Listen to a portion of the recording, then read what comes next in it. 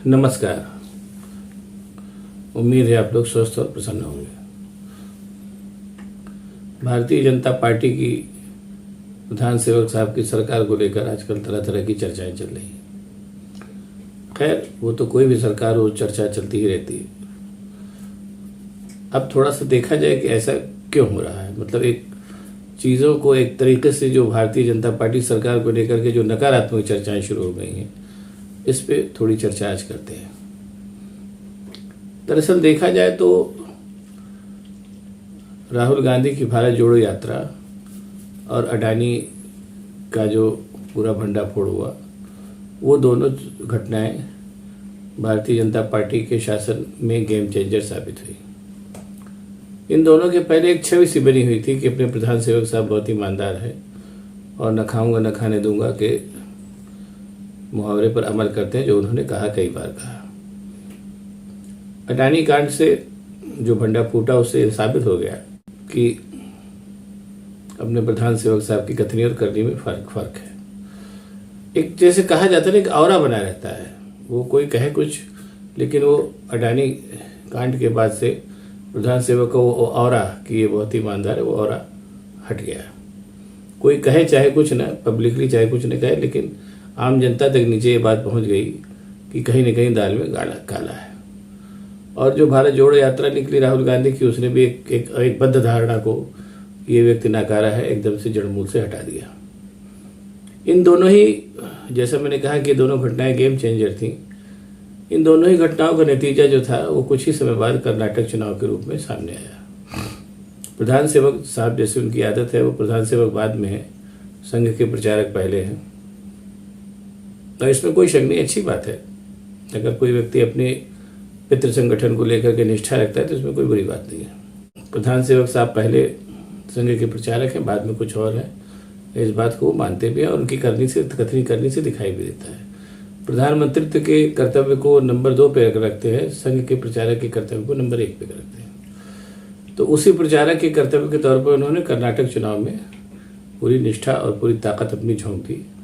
और जो कुछ भी भारतीय जनता पार्टी की तरीके हैं, बड़े बड़े बात करना, बड़ी बड़ी घोषणाएं करना, समय आने पर झूठ भी बोल देना, ये सारी चीज़ें उन्होंने अपनाई, जिसके चलते वो अभी 8-9 सालों तक लगातार शासन कर रहे हैं और लोकप्रियता उनको मिली हुई है। लेकिन वो सारी चीज़ें जो थी एक तरीके से कर्नाटक चुनाव में औंधे हुए गिरी। अब आइए इसको अभी फिलहाल इस चीज़ को ही रोक देते हैं और आगे आते हैं कि ऐसा ये उतनी सन 2014 की जीत से लेकर के और अभी तक की जो लगातार यात्रा चल रही थी सफलता की भारतीय जनता पार्टी, वो एकदम से कैसे उस पर लगाम लग गई। उसके पहले थोड़ी सी और बात कर लेते हैं। जैसा मैं पहले एक आध बार बता भी चुका हूं कि लंबे समय तक भारत की जो ग्रोथ थी वो 2 से 2.5-3% रहती थी, जिसको लोग मजाक में हिंदू ग्रोथ दर कहते थे। मनमोहन सिंह ने पहली बार आकर के इसको 10% तक पहुंचाया और इसमें कोई शक नहीं है कि भारत की जनता ने पहली बार संपन्नता मनमोहन सिंह के ज़माने में ही चखी। आप लोगों को याद होगा, 6ठा वेतनमान लागू हुआ और उसके बाद लोगों की तनख्वाहें एकदम से 3-3 गुना बढ़ गई और भी तमाम चीज़ें। एकदम विकास का एक प्रवाह सा लोगों ने देखा उन 10 सालों में। उसके चलते लोगों के दिमाग में एक धारणा सी बनी कि ये चीज़ भी हो सकती है। जी, जैसे अगर मनमोहन सिंह के आने के पहले कोई कहता है कि लोगों को 2.5-3 लाख तक तनख्वाहें मिलेंगी, तो आदमी हंसने लगता है या कह दीजिए गाली गुप्ता करने लगता है। लेकिन मनमोहन सिंह के ज़माने में लोगों ने ऐसा होते देखा, तो लोगों के दिमाग में एक बात आई कि हाँ, ऐसा भी हो सकता है। उसके बाद जाहिर सी बात है, अपने प्रधान सेवक साहब आए और प्रधान सेवक को लाने के पहले 2 काम हुए। पहली चीज़, जैसा मैंने बता चुका हूँ पहले भी, कि अन्ना एंड कंपनी को उतारा गया मनमोहन सिंह को सरकार को बदनाम करने के लिए, और उसके पैरेलल अपने मोदी जी ने बड़ी बड़ी बातें कहीं। और चूंकि वो उस तरीके की ऐसी बातें जो लोगों को पहले लगता था कि असंभव है, वो मनमोहन सिंह के ज़माने में संभव हो चुकी थी, इसलिए जब अपने क्या नाम है प्रधान सेवक साहब ने और लंबी लंबी छोड़ी तो लोगों को उस पर भरोसा हो गया। जैसे उन्होंने तमाम बातें कहीं कि उसको दोहराने से कोई फ़ायदा नहीं, उनकी जो उन्होंने लंबी लंबी छोड़ी थी वो सब जानते हैं। तो लोगों ने उस पर भरोसा किया कि अगर इतना ग्रोथ हो सकता है तो जैसा अपने प्रधान सेवक साहब कह रहे हैं तो ऐसा भी हो सकता होगा। लेकिन वो अपने प्रधान सेवक साहब केवल वो लंबी लंबी छोड़ रहे थे, उसको पूरा करने के न तो उनके पास कोई ब्लूप्रिंट था, न कोई योजना थी और न ही इच्छा शक्ति थी। जैसा अब 9 सालों के बाद समझ में आ रहा है कि उनके पास जिस चीज़ का ब्लूप्रिंट मौजूद था और जो उनकी इच्छा शक्ति थी वो ये थी कि भारत का जो क्या नाम है, क्या कहा जाता है, जो कैपिटलिस्ट क्लास है, मतलब वो जिसको कहना चाहिए कि जो ये अडानी अंबानी इस तरीके के जो लोग हैं उनका प्रोटेक्शन और उनका ग्रोथ उनका अपने प्रधान सेवक साहब का लक्ष्य था और उसी पे वो लगे और उसी पे काम भी किया उन्होंने और काफ़ी हद तक सफल भी रहे। और कॉमन मैन के लिए उन्होंने केवल लफाजी की, ये बात अब एकदम पूरी तरीके से जग जाहिर हो चुकी है। तो इधर दो जो जब से मैंने बताया ना कि जो गेम चेंजर चीज़ें साबित हुई, एक तो उनका जैसे राहुल गांधी की भारत जोड़ो यात्रा और अडानी कांड, और इसके पैरेलल जो अपने प्रधान सेवक साहब का करिश्मा था वो धीरे धीरे ढलान पे आने लगा, क्योंकि जो कुछ भी उन्होंने लंबी लंबी छोड़ी थी उसमें से एक भी काम वो पूरा कर तो पाए नहीं। तो जाहिर सी बात है कि कॉमन मैन उनको लेकर के एक तरीके से दुविधा में पड़ गया। जैसा एक पूरा माहौल बना हुआ था, भक्तों ने माहौल बनाया था और उस माहौल के लपेटे में कॉमन मैन भी आ गया था, वो थोड़ा सा दुविधा में आ गया। यार ये कहा तो बहुत कुछ गया था लेकिन हुआ कहीं कुछ नहीं, बल्कि उसके बरक्स तमाम नकारात्मक चीज़ें ज़्यादा हुई। नौकरियां लोगों मिल रही हैं, दुनिया जान रही है, और इम्तहान हो रहे हैं, जो इम्तहान हो भी रहे हैं तो उनके पेपर लीक हो जा रहे हैं। कुल मिलाकर के चारों तरफ अराजकता धीरे धीरे फैल चुकी है। ऐसा कहने में कोई भी कॉमन मैन अब झिझकेगा नहीं। आप बाज़ार में जा कर के देखिए, हम तो खैर जाते रहते हैं, मैंने भी देखा, आप सब लोगों ने भी देखा होगा कि कॉमन मैन की जो क्रय शक्ति बहुत ज़्यादा घट गई है। ये सब हुआ। और दूसरी चीज़ होता है, एक तरफ और की लोगों ने कि जो तमाम राज्यों में जो था उन्होंने मतलब अपनी मनमानी सरकारें बनाई। एक तो जैसा महाराष्ट्र का और क्या नाम है मध्य प्रदेश का उदाहरण कई बार दोहराया जा चुका है, मैं फिर दोहरा देता हूँ। वहाँ मनमानी सरकार बनाई और कर्नाटक में भी वैसे ही मनमानी सरकार बनाई। तो कर्नाटक, जैसे मैं पहले भी एक बार कह चुका हूँ कि इस तरीके की मनमानी सरकारें इतनी बेवकूफ़ नहीं होती हैं। वो ये ना जाने कि उनका क्या हश्र होगा। वो जानती है कि ये जो है वो काठ की हांडी एक बार चढ़ गई तो चढ़ गई। तो उस काठ की चढ़ी हुई हांडी से वो केवल एक काम करते हैं कि जम के बेईमानी करते हैं, जैसा कर्नाटक में हुआ, जैसा महाराष्ट्र में हो रहा है, जैसा मध्य प्रदेश में हो रहा है।